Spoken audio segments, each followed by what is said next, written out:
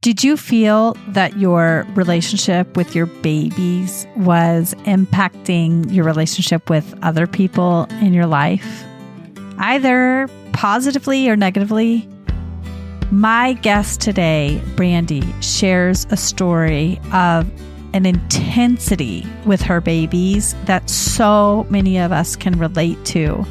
Having these intense feelings of wanting to care for and protect her babies in such a way that she can, in hindsight, in looking back, articulate beautifully the impact that it had on her other relationships. And this is something that so many of us struggle with. We have this intense desire to keep our babies safe, to keep them with us, to keep them close. And she shares how her own personal history with trauma exacerbated these feelings. So if you have any history of trauma, we don't go very deeply into specifics, but it is mentioned. So if you have a history of trauma and even mentioning that could impact you, then please take care. And I hope that everyone enjoys this beautiful story with a beautiful person. I give you Brandy. When I began breastfeeding, I was blindsided by how difficult it was. Having known only a handful of people who had ever done it and only seeing it up close a couple of times, I had a huge learning curve. Since then, I've become a doula, a childbirth educator, and an internationally board-certified lactation consultant, or an IBCLC. I'm your host, Lo Nigrosh, and I welcome you to the Milk Making Minutes, where we explore the systemic, medical, and cultural barriers that make feeding our babies so difficult, so that you know your baby feeding struggles are not your fault, and your triumphs really are the miracles you feel they are. I'm Brandy Lefsick. I live in Athol. I have a yoga studio in Orange, Mass called Home and Heart Studio. It's at 30 Whitney Street. And I have 3 kids, boy, ages 16, almost 15. They'll be 15 in August, and 7. Yeah. Okay. So I want to take you back to before you were a parent and have you think about your cultural upbringing and just tell me what your exposure to baby feeding and breastfeeding was before you were doing it yourself. I don't think I really had a lot of exposure. I don't really remember. I think that I may have had some aunts that breastfed, but I don't know that to be a fact. I don't have any memory of them breastfeeding. I would say the first real time I saw it was my sister-in-law, who my nephew is 4 years older than my oldest son. So that was the first time I saw somebody really like embracing breastfeeding. And I was in awe of it. I knew that if I could breastfeed, that I wanted to. Yeah. And when you say embracing breastfeeding, I think that's a really beautiful term, because some people breastfeed and they just kind of slog through it, which that's the way it goes for people. And nobody wants to slog through anything. And that's a true act of sacrifice for their children if somebody ends up slogging through breastfeeding. But by embracing breastfeeding, what do you mean? What did you see her doing that was embracing it? Well, she wasn't covering it up to make people comfortable. I mean, to an extent, I remember going to a mall together and, you know, we did go in like a ladies' room and she breastfed. It just, she was still really relatively open around her own family, you know, around her own father, her brother, which is my husband. And so like, it just made it was natural. That's how you feed a baby. And it was beautiful, I thought. Yeah. Did that change the way your own husband viewed breastfeeding, you think? Just being able to see his sister do it 4 years before you were? Yeah, I think for sure. I mean, it wasn't really something we had ever discussed, but he knew that it was something that I wanted to do. I also didn't want to put any pressure on myself. So like if it didn't work, that was fine. But I wanted to try it. And so he was supportive. for sure. Yeah, great. Okay, so you had this one amazing example, and sometimes that's all it takes is just that one person who shows the way for us, which I think is so cool. And I think that goes far beyond feeding babies. I mean, it could be for yoga, or it could be for any number of things that change our lives. Just having the one person be like, yeah, this is possible for you. Yeah. Is pretty cool. So then 4 years later, you are starting your family. So tell me what you were thinking about when it came to baby feeding as you were pregnant, and any kind of preparation you did. For preparation, I would say, I mean, I read all like the books, the What to Expect When You're Expecting. Like, I mean, every single page, read it. And wow, there was another book at the time that was written by Jenny McCarthy. It was actually a good, funny read and easy read. And that was something I read. I don't remember any other books offhand, but I did the basic, classes that you go to. And they talk about breastfeeding.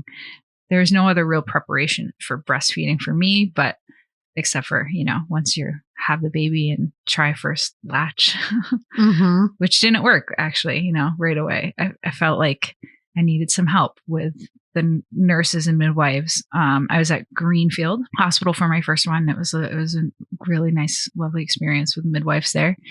And I definitely felt like, there's this little baby and my breasts were like 3 sizes times of his head, So like, how do you actually do this? Oh, right. But it happens. They just do it. Yeah. So tell me about that. Tell me about any impact you think your birth experience might have had on that first latch, and then how supported or unsupported you felt at the hospital environment once you did have your baby, when it came to baby feeding in particular. So my actual labor was, I feel like kind of long and hard. I ended up getting an epidural, but it only numbed one side of my body. And so I had like total sensation on one side and no sensation on the other. And so I was still really experiencing like some of the pain, and it was painful. And leading into it, that was also another thing for me. I wanted to try natural, but I also like knew myself well enough that if I reached a point where like I couldn't handle it, totally was okay with asking for help. And I did, but it was strange because it didn't quite like do everything it was supposed to. And yeah, the labor itself was long. The pushing was long. I was really exhausted. I was in labor for about 20 hours, and there was a lot of tearing. I had a lot of stitches. I lost a lot of blood. So by the end of it, I've really felt like, beat up, like a train hit you. Yeah. Labor is hard. Yeah. And that's a hard way to start trying to learn a new skill that takes a lot of time, a lot of effort, a lot of patience, as you're also worrying about the health of that little baby. Yeah. So Sawyer, my first, so he, came out totally great and healthy. And we, did all the things. So like, you have the baby right away. I didn't want anybody to take the baby. Like, it needed to be me first. And a prolonged, before cutting the cord and all of that, we tried to do that. And I just remember like looking at him, and of course I already had all this love for this being, but also really feeling like this was a stranger. Now here's this person, but like, I don't really know them yet. They don't really know me yet, even though we'd had 9 months together, but in a totally different way.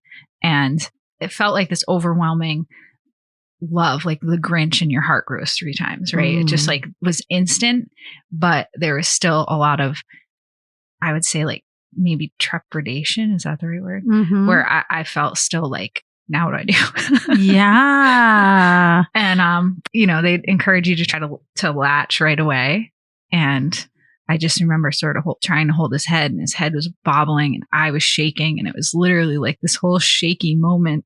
And then they do that kind of quick latch, and it was also painful, and I wasn't quite expecting that, but then it happened, and the nurse kind of came and helped me reposition how I was holding him, and to put us both in a more comfortable, not quite so awkward stance. And then that was it.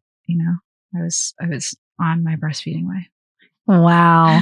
I love this description you give of, this baby, you've been spending 9 months with them, yet you still kind of feel like strangers.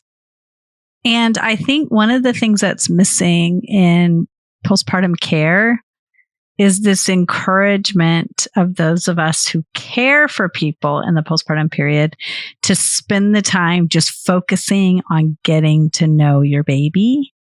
Because often what I find people doing is handing over their power to care providers and saying, what do you think? What does my baby need? Like, how should I change their diaper? Or how do I know if they're hungry? And what I try to do as frequently as possible is say, well, you tell me, like, you've been spending however much time with your baby. So if it's only been 3 hours, it's 3 hours more than what I've been spending with your baby. So what have you noticed already? Because you've already been on this trajectory of getting to know your baby. And the more time you spend getting to know your baby and just focusing on knowing that you're the one who's going to know as you build this relationship, the better it's going to be. And I have found that with my clients, often they're so worried about reporting to me or to the pediatrician how many pees and poops and how many bottles and how many times they've nursed that they're like tracking it in the apps. So that when I ask, well, what are the signs of hunger or how often they're feeding, they go straight to the phone instead of like thinking, well, let me think about my day and let me think about my child and what I've noticed about my child. And we've almost created this in the medical system, like, because we want to know that babies are peeing and pooping appropriately and that they're getting enough to keep them safe.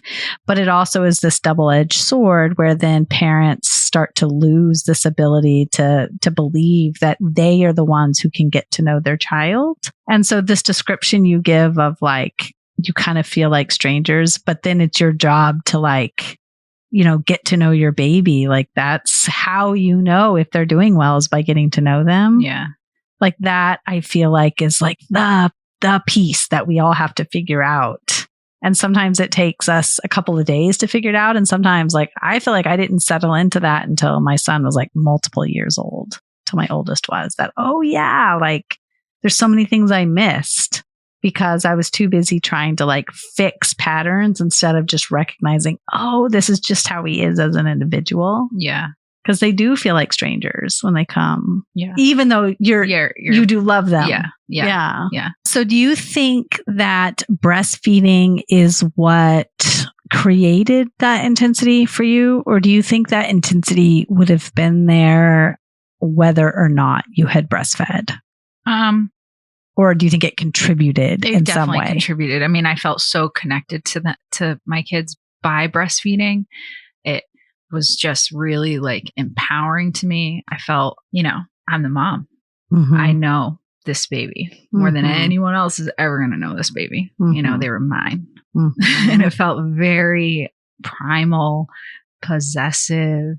It created like this, and I'm sure you can get that feeding your child and I only with all of eventually I did some bottle feeding with Sawyer, but I primarily breastfed. I didn't pump and have other people feed. Like it was me. And as hard as it was, and it was hard at times, but also again, it was like, I don't regret any of that time, at all, ever. Yeah. So you get home and you had a little pain in the hospital with your first, but did that resolve pretty quickly or did it go on for a while? No, I mean, I think, I came home and I was definitely still tired, sore, all the things. You just had a baby, but the worst part was the sleeping. Like I remember it was probably a week after and we were going to visit in-laws and I just started crying and my husband's like, what's wrong? And I'm like, I'd never experienced that kind of tired fatigue before. Because it's like you go through birth and then you can't quite catch up to your full like recovery, because then especially if you are exclusively breastfeeding, and you're waking up every few hours, there's not a long stretch of sleep. I tried the first few nights of having Sawyer in his bedroom, which was not far, but it was down the hall, and like waking up, going down to sit, and it just eventually I brought him in our room in a bassinet. And then at one point fell asleep with him on my chest, and we fell asleep together and slept the longest stretch that either of us had slept since coming home. And then I was like, oh yeah, this is what we're going to do. I'm not going to do. So then I've co-slept with all my kids from that point. Yeah. And it was just easier. It was like survival for me. Right. You know? Yeah. And that's how humans evolved. And what makes that unsafe is our modern bedding, not anything about actually a human sleeping with a baby. Right. Yeah. It made so much sense. Right. And I had, I also, again, my sister-in-law co-slept and breastfed. And that was something that, I know made it easier for her to be able to kind of roll over once you really get the hang of things. And once baby's big enough to be able to just sort of roll over and let them nurse. And so I knew that could happen. And I was very, very aware. I slept first for the longest time with him on my chest until he was big enough that then like he could roll and be between my husband and I, and I'd be in all kinds of weird positions with my arms to because you're aware, I think. Yeah. And there's all sorts of studies that show the hormonal response between a breastfeeding mom and a baby that protects the baby and alerts the mom when there's any movement. And, there's all sorts of studies that show that. And then there's the anthropological and evolutionary studies that show that this is how humans have done it for all of human history. And I think this is one of the barriers that get in the way to breastfeeding is, we do want all babies to be safe. And when there's any sort of mixed feeding, that there's not the same hormonal response. We have to be careful there. But when families are getting so little sleep, because now when humans evolved in these huge social structures where you had lots of people helping you care for a baby, and now it's like one mom, one dad, or two people, or maybe even just one person caring for one baby or multiple children, it's way harder. And then you're trying to just get by on as little sleep as you can. And then you're being told by all healthcare providers, make sure the baby's sleeping in a separate surface on their back, which, babies don't like sleeping on their back. So then you're getting very little sleep. So, we've helped solve some problems, but we've created other problems by doing that. And so instead of healthcare providers being willing to have full conversations with people about, okay, so these are the risks. These are the benefits. What would be best for your family given your situation? But families then are afraid to say, hey, I would like to sleep with my baby because they're afraid they're going to get judged. And then instead they fall asleep on the couch or they fall asleep in the recliner, which is way less safe than co-sleeping. And then they are not getting as much sleep to begin with anyway, because they're getting up in the middle of the night and trying to stay awake. And it creates this cycle when all along they could get support to do the safest thing by sleeping with their babies. It's so challenging. Yeah. Okay. So you figured that out, the sleeping situation, and you talked about this intensity, and you talked about being the only person who could care for this baby. So what did that look like as far as breastfeeding and then your day to day? Were you able to leave and go? Were you already practicing yoga at that time? Yeah, I was. So I probably took at least 8 weeks, maybe even 12 weeks before I went back to teaching.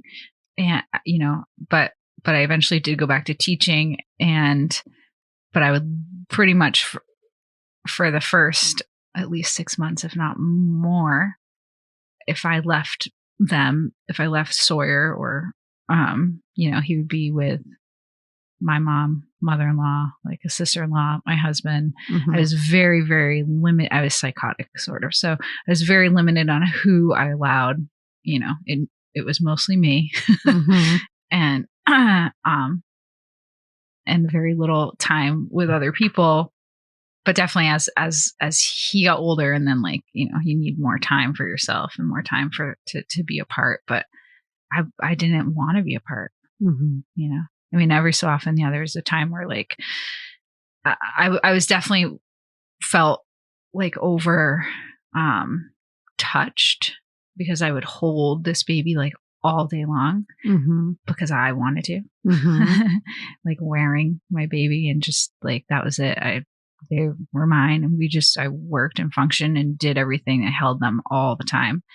And so I definitely felt like overtouched at the end of the night. Like I didn't have a lot of energy for anybody else except for the baby, but that was what I wanted and needed to be the kind of mother that I wanted to be. It was just like, that was it. That was what I wanted. What's the age difference between the first and the second? 17 months. 17 months. Okay. It would have been, so my second was born early at 30. My water broke at 33 weeks. And then went to the hospital. They kind of stopped everything. I don't remember even the name of the medication, but I was given medication to like stop contractions, and I was put on bed rests and IVs and fluids. And because they had measured, well, first of all, how big, and it was looking like my second was about 3 pounds at the time, and that they're able to tell, I forget what it's called, but how their lungs are functioning, and they want it to be at a certain level, and the level was really, really low. And so we were just trying to keep every day we could keep this baby in was going to mean another day that they could get bigger and their lungs could get stronger. But that also meant that up until that point, like I'd never really been away from Sawyer. And so he was only 17 months. He was still a baby. But my husband, and at that point I was at Bay State, Springfield, because it was a high risk and a preemie.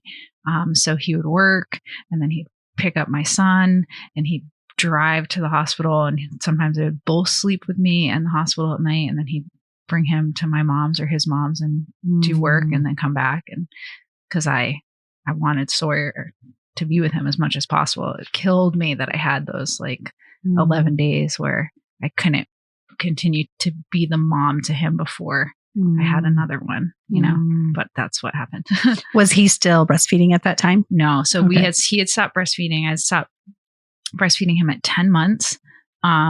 Mostly because like he was just a really, really big kid, and he was ready to like walk, talk, and eat solid food. And so he was done. He didn't want to cuddle and be held and contained anymore. So yeah, what was that like for you? I think by then I was like ready, and I got pregnant almost like as soon as we stopped.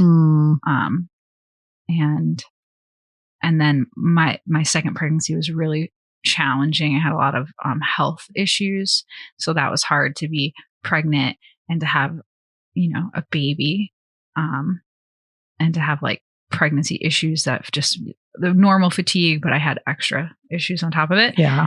There would be days where I would just like barricade a room in my house with a baby gate and just lay on the floor, and Sawyer could just rip the room apart and do what he needed to do. Right. I couldn't like really do much else. There was no managing a toddler. Yeah. I have a really busy week coming up, and I thought, what better way to reduce my stress than to go onto feastandfettle.com and order meals for that week so I can just take one thing off of my plate by putting delicious meals onto my plate. See what I did there? So I went on to their website. It's really easy to use. I looked at all of the menu options for the week, and some of the things I'm excited about are some grilled steak tips with a delicious Thai peanut sauce and some green beans with a soy sesame sauce that's on the side. But there's so many other things.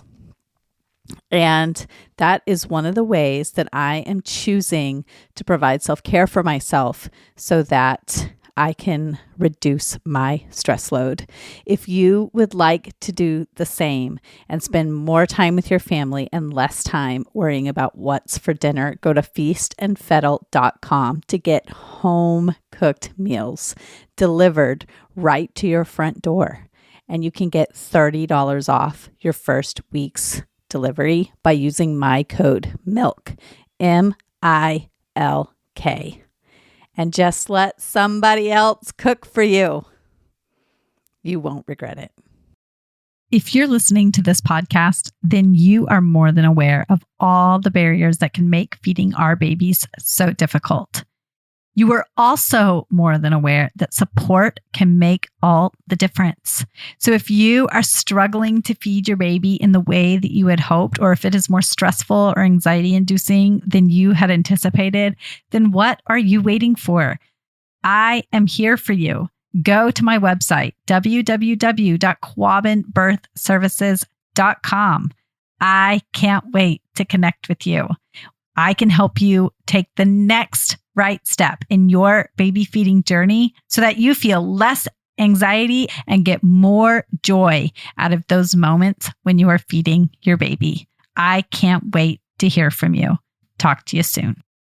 When he weaned at that 10-month mark, did you still have a lot of milk at that time? Did you have to manage? No, I think by 8 months we had already, by 8 months I had started supplementing with like whole milk. And by 8 months? Yeah. Oh, wow. And so by 10 months he was really like on pretty much normal food.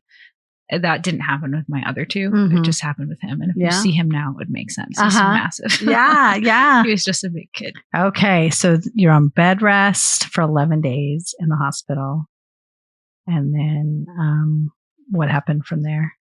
So then it was like 34 weeks, 6 days or something. So just under the 35 week.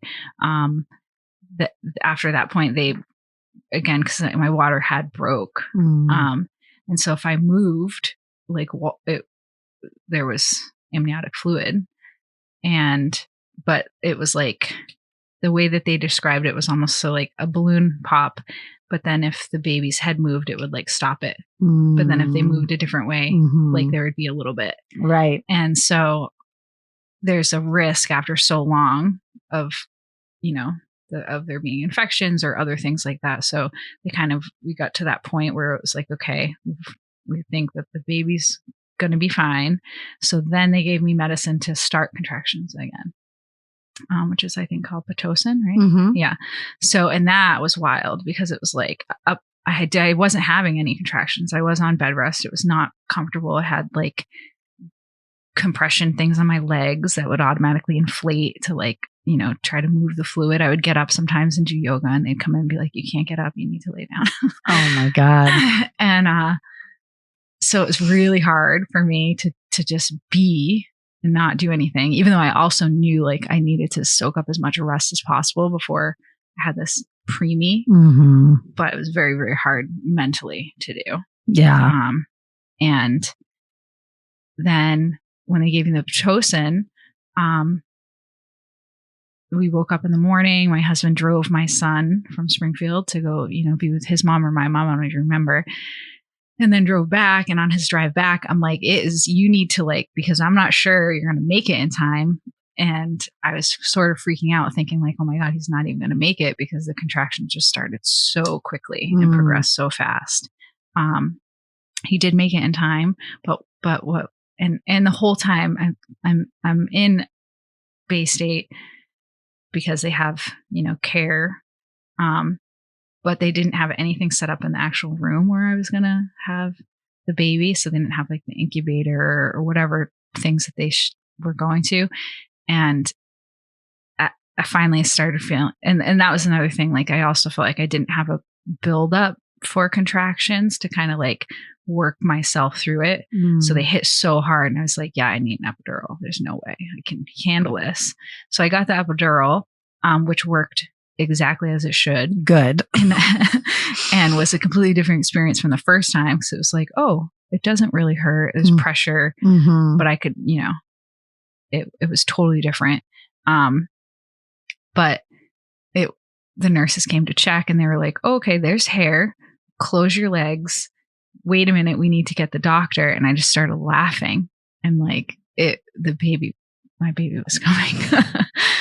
And luckily the doctor came in, nothing was set up, but it was like 2 pushes and there they were, small, but bright pink and screaming. So it was good. Yeah. So because they needed to be in the NICU, were you able to have those skin to skin moments and breastfeed and all of that initially? I was lucky. They so had her and placed her on my chest, and the same thing, we did a prolonged cord cutting. Wanted to not have that cut right away, and made sure that like I was very clear with that with all the providers. Oh, another thing that was interesting, because Bay State is a learning hospital. I don't know if, I mean, I'm sure Greenfield is, but at Bay State, I had a nurse at one point, probably when they gave me the Pitocin, came and asked, is it okay if like a student comes and observes the birth? And I said no. Mm-hmm. Because I was also, still expecting, okay, I'm going to have this preemie, and they are still going to be small, and they may not be breathing well. And we didn't know what was going to happen. And I didn't want any other like pressure from other people to try to contain myself. I wanted, it was already a stressful situation. And so I said no, and they were respectful of that. And I'm like glad that I said what I needed. Mm-hmm. But so I was able to, like hold her right away. She hatched like a pro. And then they did take her to do all the vitals and the APGAR score. Thank you. Mm-hmm. And then they took her up to the NICU unit. And that was the scary part. So they take her to the NICU unit and say that, we're going to let you know, like when everything's settled, when you can come up. So then hours went by, and to the point where, okay, now I'm concerned. Like, where is my baby? Why am I not able to be with them now? Like, I need to be with them. I was getting bullshit. Mm-hmm. Hormones are crazy. And I was like, really, my head was ready to spin. And so like we call up to the front desk to ask, and the nurses said, oh, okay, somebody, a doctor's going to come down and talk to you. Oh. And I like lost it. And the doctor comes in the room. My husband remembers, he's like, I thought you were going to like rip this person's face off. My eyes were crazy. So the doctor comes in, and I was just waiting for him to say something was wrong and for me to lose it, because I should have been with the baby. And they were like, their breathing had dropped, some heart rate had changed. So they ended up moving the baby into a different unit they had sort of like an A and B, and one was more severe than the other. And so they got moved to the kind of more critical. But they were okay, and I could go upstairs now, but I was very angry that nobody had told you that all this was happening. Yeah, right. Yeah. But then we were allowed up, and that was also heartbreaking and humbling to go into a NICU unit and to see other babies who were really, really struggling, and felt really blessed that, mine in comparison was not. So they spent like that first night in the more critical unit, then the second night in the other unit. On the third night, they were every single score was like perfect, and they passed the car seat test, and we got to go home. Oh, wow. So then you're able to head home and be reunited with the toddler, Sawyer. And how did it go? Breastfeeding, now you're managing, being a mom of two, you're breastfeeding a preemie. Were there any hiccups there as you settle into home life? Yeah, so there were some concerns with her being a preemie of not necessarily being able to be flat at first. And there was more feeding, like shorter increments, not as long. I remember, Ollie was tiny enough that I could really kind of pick them up like one hand, almost like a soda can, and still be able to pick up, because I had stairs. So if we were sleeping upstairs, then we had to get downstairs, so I could pick up Sawyer in one arm and then pick her up with one hand. Oh, wow. And then I could carry them both down the stairs, because those stairs at my house were a little scary. But my kids ended up learning to do stairs very, very young because of it. Yeah, right. But yeah, and Sawyer, I spent a lot of time just at the beginning, like we would hang out in the house and be in one room so he could, block off the stairs so he couldn't get hurt. And we were confined to an area and he could do his thing and just be with baby and be with both of them. Yeah. Okay. And did he have any curiosity about breastfeeding that you remember, or? No, I mean, I think he still remembered it for himself, maybe. I don't know. And you described the intensity of your feeling of motherhood with the first. Did that continue throughout the second? Yeah. So with my second, it brought up a whole bunch of emotions because of having a daughter, and I had been abused as a child, so all of these things came forward during that time for me, and so like I kind of really went into a depression and like shut down in a lot of ways. So there was so much intensity from the first, it was like you walk the threshold into motherhood now, like you're forever changed. But the second was a totally different experience. I really did have postpartum depression after, and it wasn't anything to do with like the baby. I could have just been with my babies all day, every day. It was everything else and anyone else I didn't have any extra for. Yeah. Almost like a postpartum OCD or something, like a hyper vigilance. Yeah. Oh, it was crazy. Yeah. Yeah. It was abnormal. I was super scared even to like have them in a room, like afraid like someone's going to come and steal my kid at night. Like I totally went a little bit crazy. Yeah. Did you recognize at the time that it was probably on the scale of like postpartum depression or OCD or something? And did you seek out help for that? Or did you, what was it not until later that you were able to see that it was beyond the scale of normal? I think that I knew, and probably everyone around me knew that it wasn't normal. And I did have support. But also I think that a lot of people just kind of let me, I didn't like go necessarily seeking support or counseling, but I was very aware of why I was feeling the way I was, and like and understanding like myself, to have compassion for myself, like that makes sense. Like yeah. and so most of the people in my life kind of understood that as well, but it was very obvious. Yeah. So yeah, that's really, really good that the people in your life were able to recognize A, what was happening, and B, that it made sense. Yeah. Given your background. Yeah. I mean, we're all just doing the best we can in the moment to get day by day. And you felt fine in your mothering, but I think you mentioned at the beginning that it was impacting maybe other relationships. Yeah. But those people, it sounds like they were understanding.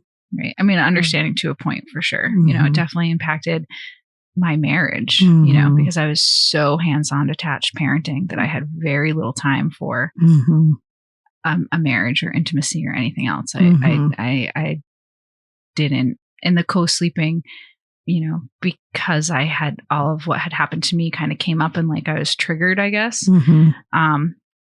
I, you know, got to a point where I just was I was uncomfortable with my husband to an extent, even around my daughter, which I knew like made no actual sense, but I couldn't get past it. Yeah. And, so, you know, there was a point in time where like he was sleeping in another room and I was sleeping in a room with both babies. And cause I just couldn't, I just didn't feel right. Like safe. I don't know. Yeah. Wow. But I mean, I also knew, and they knew like it wasn't normal, but it wasn't. And again, I probably should have sought help or medication sooner, but it was like a survival mode. And that's what worked until it didn't work. And I really needed help. And then, right. Yeah. and finally really talked to somebody, and they were like, yeah, that's not normal. Right. Yeah. We can help you. Right. Yeah. Okay. So how long did you end up breastfeeding your second? So that was a big thing. So when Ollie came, because of being a preemie, I felt like I had literally made, I would have made any deal, pact with any demon or God to like get this baby here healthy. I'll do whatever you need. And so I had also made this pact with them that I'll breastfeed you as long as you need. And so we breastfed for 2 years, for a full 2 years, and they were definitely biting and could ask and would have probably continued to breastfeed. And breastfeeding when we stopped was like a super challenge. They were not happy about it at all. But by then it was like, okay, I really wanted my body back. And they were very capable to be well nourished without me. And so we stopped. But for 2 years. Yeah. And so what did weaning look like then? If they weren't ready, what did you have to do to? Because at that point we were still really only doing it at night, and I was working, waitressing and bartending. So often I would work evenings and come home late, but then I might be home at like 2:00 in the morning if I closed the bar, and then they would wake up because they wanted to have that cuddle time and nursing time. And it wasn't at all because they were hungry in the middle of the night. It was just that time. The reconnection. But so it took a lot of like, just kind of cuddling in bed and being, no, we're not going to do that. And then, crying and having kind of a big fit about it because they wanted to. But after a couple of nights, it was fine. Yeah. And it sort of was like, okay, they knew at least if I came home from work, I was still going to come in and like lay with them and take a minute with them or whatever. And then they wouldn't even, after that, a few nights, and they wouldn't even necessarily wake up when I go home. Right. Yeah. Yeah. Okay. And so then, how old was your second when your third was born? 9. Oh yeah, that's right. There's a big gap. Yeah. Big difference. Yeah. And then, and Ollie was 7. And so, yeah, I had some miscarriages in between there.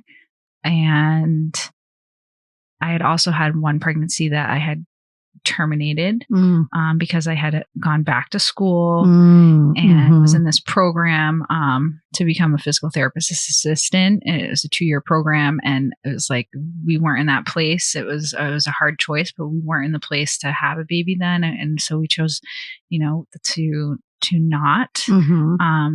And then I finished school, graduated, got a job. Doing something I absolutely, absolutely loved, which was at the time I was working at CAPS. And so I was working with kids who had disabilities, and I'd work with them in schools, and I did physical therapy with them while they were at school. Loved it, loved it, loved it. I love kids. And got pregnant again. But I had always wanted 3. And so we were like, okay, we're going to do this. And so, yeah, let's do it one more time. But I also was very aware that, my pregnancy might be hard. And the third pregnancy was also kind of a challenge. I had health issues that happened again, which made me not, have to stop working around 7 months. Yeah. And I also knew that for me, having a baby meant breastfeeding, and then I was going to be home. They're not going to daycare. They're not going to anybody else. The whole point for me was to do it all. I wanted that experience. And so that was like hard financially. Yeah. But that was a big choice that we made, being like really aware that if I was going to do this, that meant like I'm home.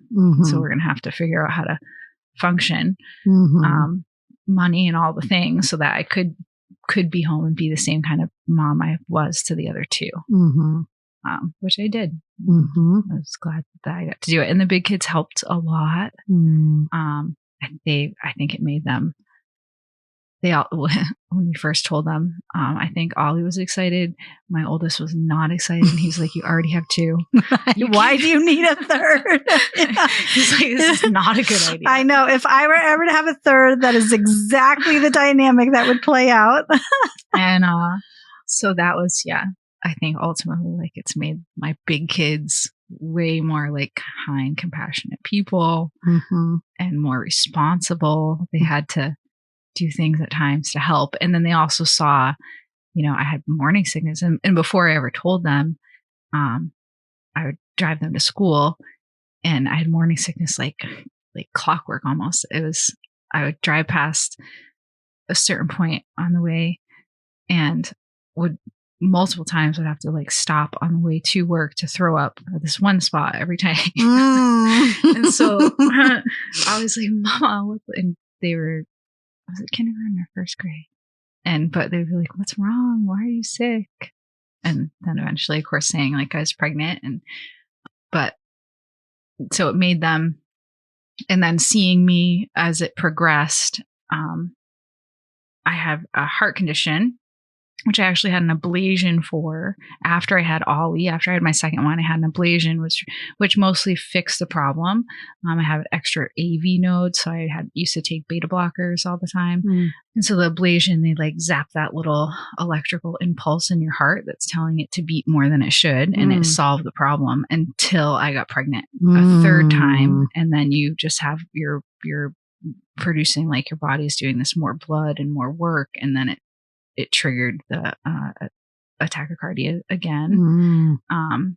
And I also, so I ended up being, with all my pregnancies, I ended up having to have medication, which was a huge difference from when I was first pregnant with Sawyer.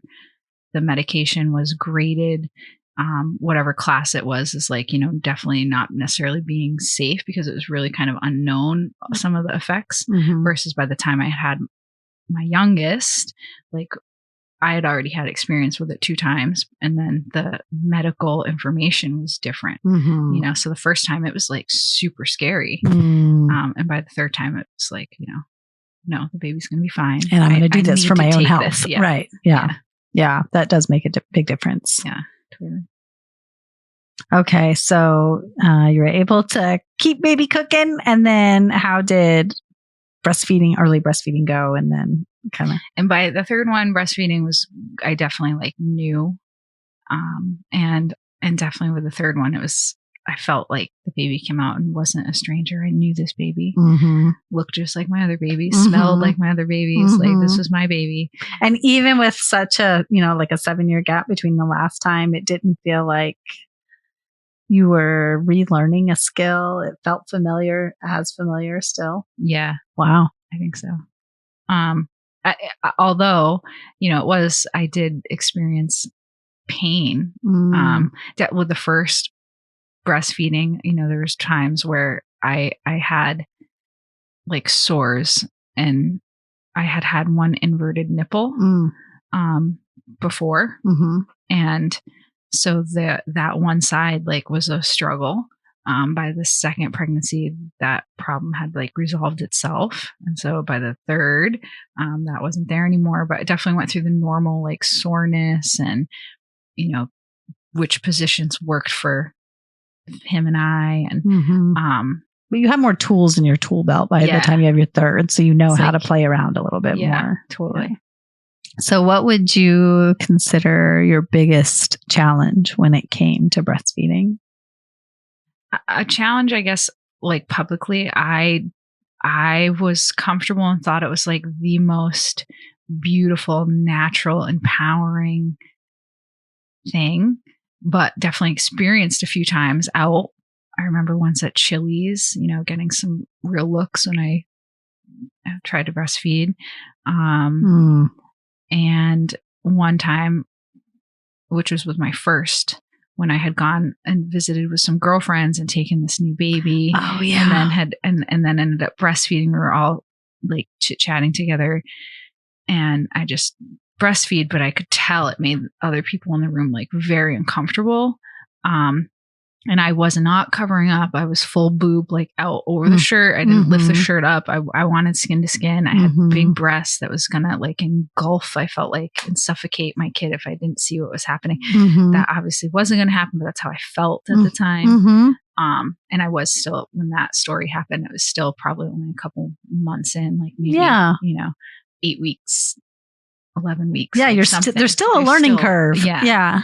And definitely like, I felt like they were uncomfortable. And so then that made me uncomfortable. And then I remember I went into another room, but I otherwise was like very, very open about breastfeeding anywhere.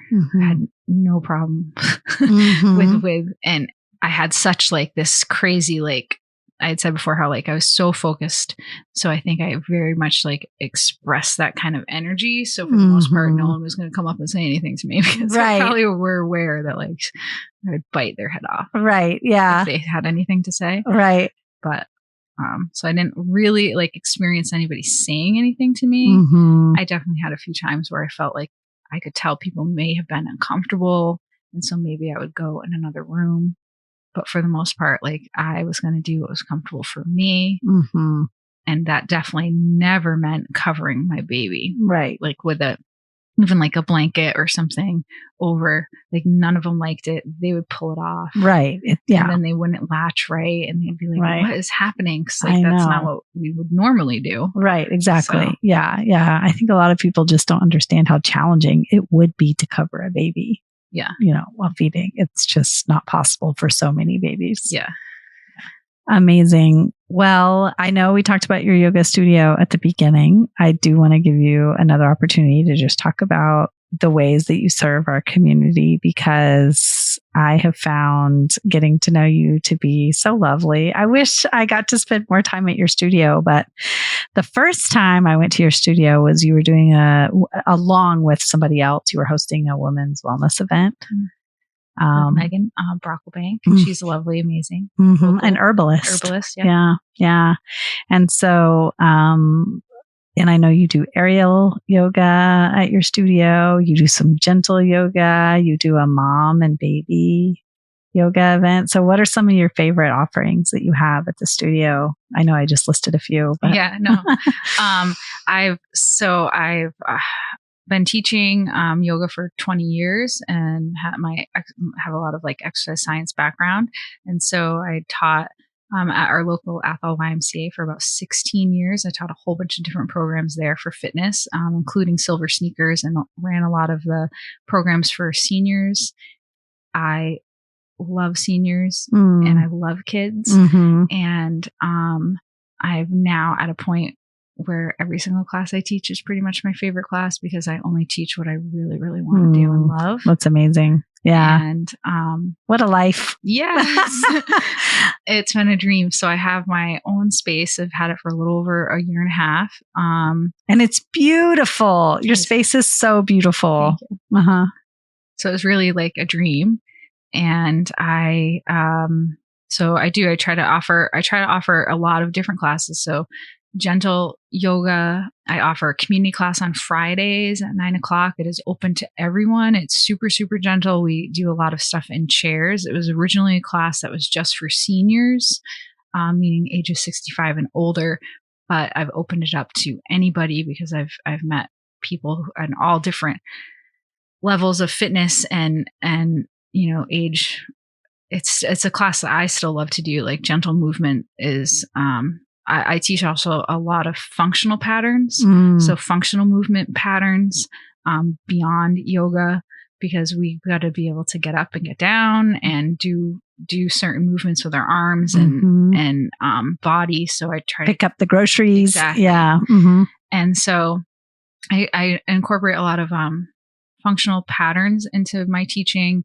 And then meditation and mudras. I also end all my classes with a sound bath. Yeah, that's amazing. And if listeners aren't local, because many of my listeners aren't, but they want to connect with you, where do they do that?